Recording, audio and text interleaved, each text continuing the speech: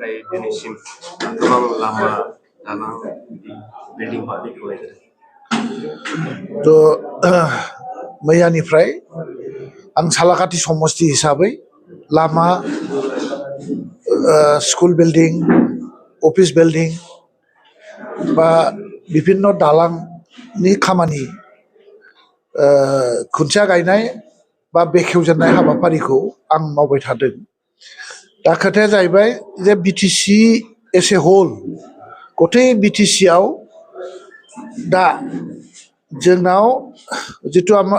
आरआइडिएफ जितु फान्डिं बे फान्डिंनि आन्दाराव गासै 138टा लामा दलं बायदि रोखोमनि खामानिया जागासिनो दं। 138टा खामानि बिदिनो आरो एसअपिडि चिफ मिनिस्टार गुडउइल बेनिफ्राय जोंनि बिटिसि ओनसोलाव 21टा माने खामानिफोर स्किमफोर सोलिगासिनो दं। बेजों लोगोसे जोंनि जिथुनाखि बिटिसि इनफ्रास्ट्राक्चार डेभेलपमेन्ट बेखौ आइबिए नि दारै जिथु मोननाय फैसा बे फैसाखौ जोङो दा 156टा 156 नाम्बार्स अफ स्किम जोङो दा बे फैसाखौ खरस खालामनायनि जि हाबाफारि बेवहाय जोङो दा खामानि मावगासिनो दं आरो बिनि जागायजेननाय हाबाफारिखौ जोङो दा मावगासिनो दङ। टटेल जोंनि बिटिसिआव 315टा बे मोनथाम फान्डिंनिफ्राय 315टा स्किम जागासिनो दङ आरो बे स्किमफोरखौ खुब खम समनि गेजेरावनो थाबैनो जोङो मावफुंजोबनो थाखाय जोंनि डिपार्टमेन्टनि गासैबो अफिसारफ्रा दा गोसो गोथारै खामानि मावगासिनो दं। जोङो बिथांमोनखौ जोङो खामानि मावनो जोङो सुबिदा माने थाबैनो रायजोफोरनो जाहाथे जोङो बेफोर स्किमफोरखौ होनो हायो बेनि थाखाय बिथांमोना दा खामानि मावगासिनो दं। दा टटेल जोंनि बिटिसिआव बिनि अनगायैबो आरो गोबां जिथु सेन्ट्रेल स्पन्सर्ड स्किमफोर दं बे स्किमफ्राबो दा खामानि जागासिनो दं। जेराव जोंनाव मेडिकेल डिपार्टमेन्टआवबो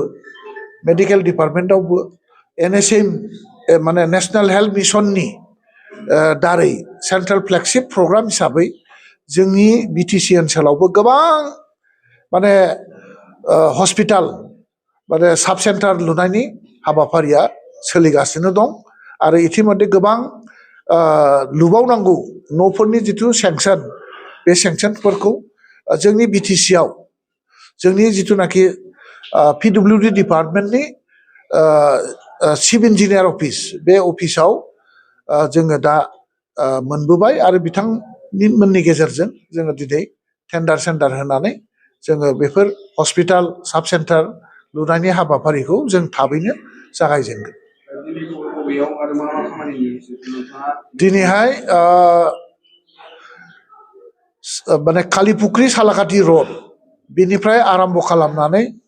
मोनसे लालमाथि घाट होननाय मोनसे मुस्लिम बस्ति दङ बेवहाय बे लामाखौ जोङो दिनै आरम्भ खालामनाय जाबाय आरो मोनसे गिदिर बे लामानि गेजेरावनो मोनसे गिदिर दलं जोङो इतिमध्ये खामानिखौ जों दा मावगासिनो दं। आरो ओमफ्राय जिथु जोंनि सालाकाथि बाजार जिथु आनसारि मुस्लिम बस्ति बिनि गेजेरजों थाङै ओरै जोंनि बाजारनि जिथु मस्जिदपारा ओमफ्राय ओरै जोंनि रजंगुरि गामिसिम जोङो दिनै लामा बेखेवनाय हाबाफारिखौ जों मावफुंबाय आरो आइबि हेडनिफ्राय जोङो बेवहाय सेंसन हरनाय अडिट'रियाम हल कलेज अडिटरियाम हल सालाकाथि कलेज अडिटरियाम हल 1 कौटिनि हाबाफारिया जागायजेनबाय लोगोसे 2 कौटि थाखानि जितु जोंनि सालाकाथि कलेज अफिस आरो क्लासरुम बेनि हाबाफारिया दिनै स्टार्ट जाबाय बेखिनि मोनब्रै हाबाफारि जोङो दिनै खामानि मावबाय बेखिनि